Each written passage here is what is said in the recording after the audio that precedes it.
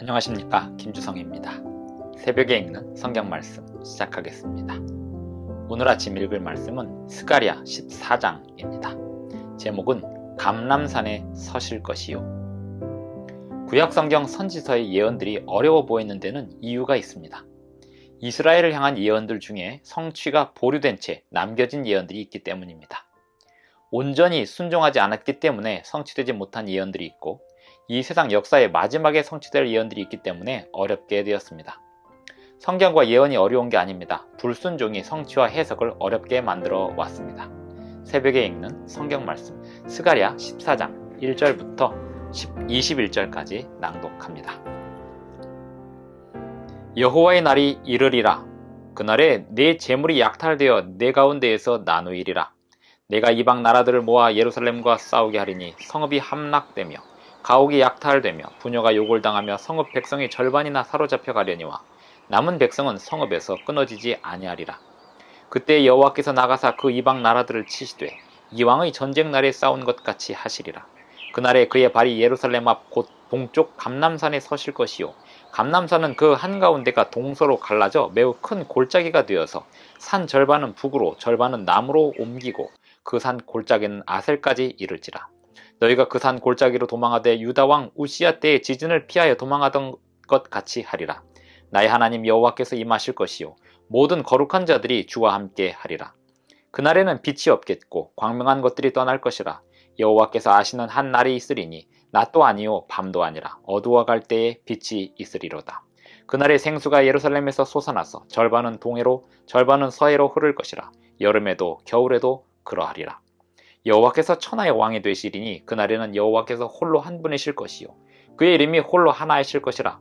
온 땅이 아라바같이 되되 게바에서 예루살렘 남쪽 림몬까지 이를 것이며 예루살렘이 높이 들려 그 본처에 있으리니 베냐민 문에서부터 첫 문 자리와 성 모퉁이 문까지 또 하나넬 망대에서부터 왕의 포도주 짜는 곳까지라.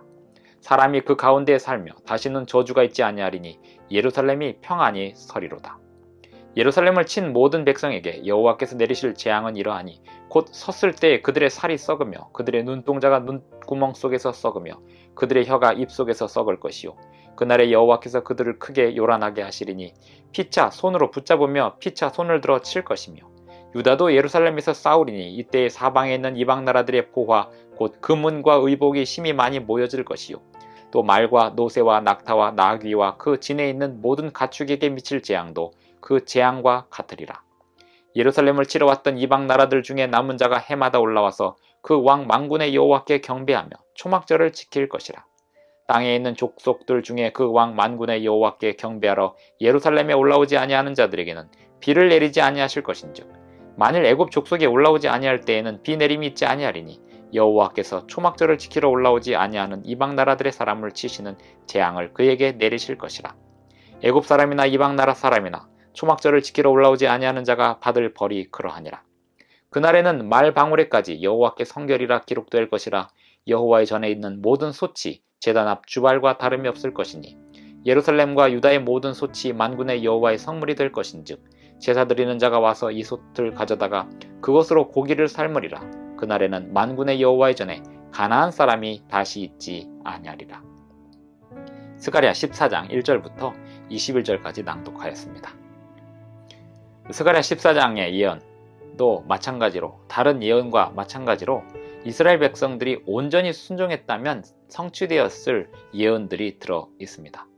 이스라엘 백성들이 온전히 순종하지 않았기 때문에 여기에 나온 이 예언들도 온전히 성취될 수 없었습니다. 스가랴 14장에 특별한 예언이 하나 있습니다. 4절에 보면 그날에 그의 발이 예루살렘 앞 곧 동쪽 감람산에 서실 것이요, 여호와께서 감람산에 서실 것이다 라는 예언이 있었습니다. 예수님께서 이 땅에 오셨을 때 감람산에 서셨습니다. 정말 그렇게 서셨지만 여기 예언한 대로 산이 갈라진 그러한 일은 없었습니다. 이 일은 언제 있게 될까요? 이스라엘 백성들이 온전히 순종하지 않았기에 이 예언은 마지막 때의 예언으로 남겨졌습니다. 예수님께서 이 땅에 다시 서실 때 감람산에 서실 것이고, 그때 감람산이 갈라지게 될 것입니다. 성경의 모든 예언은 하나님의 백성들의 순종을 조건으로 하고 있습니다. 하나님께서 하시고자 하시는 일에 대한 예언들이 하나님 백성들의 순종과 연관이 되어 있는 것입니다. 큰 역사, 예수님께서 이루어 가시는 큰 역사는 하나님 백성들의 일부의 순종으로 성취가 되지만 어떤 경우는 온 나라의 순종으로만 성취될 수 있는 예언들이 있었습니다. 이스라엘 백성들이, 이스라엘 나라가 그 예언을 온전히 성취하지 못하였기 때문에, 그 말씀에 온전히 순종하지 못하였기 때문에 그 나라를 위한 예언들이 온전히 성취되지 못한 채 보류되고 미루어졌습니다. 하나님의 백성들은 지금 영적인 이스라엘을 구성하고 있습니다. 영적인 이스라엘 백성들은 육적인 이스라엘 백성들이 받은 사명처럼 하나님께 받은 사명이 있습니다. 그것은 첫째, 하나님 말씀에 대한 온전한 순종입니다. 예수님께서 다시 오신다고 성경에 예언되어 있습니다. 오늘날 우리는 그 예언을 성취하기 위하여 우리의 모든 사명을 다해 하나님께 헌신하고 세상을 향하여 나아가야 합니다. 스가랴에 보면 여호와의 날이 이를지라 하였습니다. 여호와의 날은 어떤 날일까요? 여호와께서 출현하시는 날, 또 심판하시는 날, 여호와의 정의가 실현되는 날입니다. 하나님께서 직접 싸우시는 날입니다. 그러한 때에 하나님 백성들이라고 공언하였지만 하나님 말씀에 온전히 순종하지 않았던 자들에게는 멸망이, 또한 하나님의 말씀에 온전히 순종하던 자들에게는 구원이 이르는 날이 바로 여호와의 날입니다. 여호와의 날은 반드시 옵니다. 오늘 우리는 그 날에 온전히 설 수 있는 사람들이 되어야 하겠습니다. 그러기 위해서는 주님의 말씀에 온전히 순종하겠다고 결심하는 날이 오늘이어야 합니다. 주님의 말씀에 순종해야 될 이유가 무엇일까요? 근거가 무엇일까요? 그렇게 할 만한 그 무엇이 우리를 순종하게 할까요? 하나님께서 우리를 구원하신다는 확신, 믿음, 주님께서 약속하시고 주님께서 이루시겠다고 하시는 그 모든 예언은 역사가 된다는 그 사실을 믿는 믿음입니다.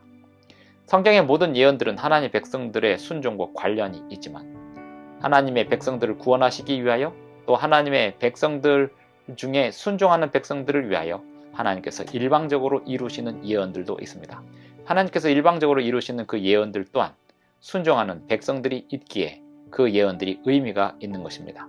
성경의 모든 예언이 우리에게 의미가 있으려면 오늘 우리는 주님 말씀에 온전히 순종하는 백성들이 되어야 하겠습니다. 기도하겠습니다.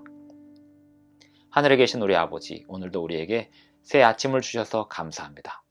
성경의 그 놀라운 예언들이 오늘 우리의 생애 속에서, 또 앞으로의 생애 속에서 이루어지기를 원합니다. 주님 말씀에 온전히 순종하겠사오니 우리를 주님의 말씀으로, 성령의 뜻으로 인도해 주시옵소서. 예수님의 이름으로 기도합니다. 아멘. 감사합니다. 오늘도 행복한 하루 되시기 바랍니다.